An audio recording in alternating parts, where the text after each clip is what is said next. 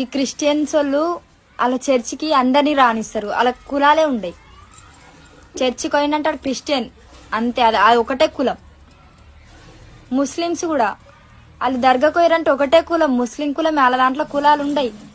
కానీ తెలుగోడికి ఎన్ని కులాలు, ఎన్ని రంగులు, ఎన్ని కులాలు, రంగురంగుల ప్రపంచం మనది. ఒక గుడికి పోవాలంటే కులాలు చూస్తారు. ఈ కులమోడు మాత్రమే గుడికి రావాలా, మీతోళ్ళు దూరంకి వెళ్ళి మొక్కుకొని పోవాలా.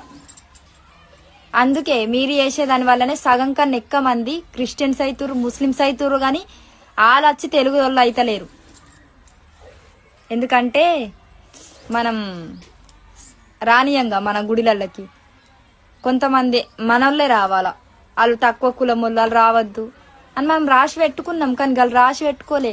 ప్రతి ఒక్కరికి వాళ్ళు రానిస్తారు, ప్రతి ఒక్కరిని మంచిగానే చూస్తారు. అందుకే అందరు మారుతురు, ఆ కులాలకు కన్వర్ట్ అవుతురు.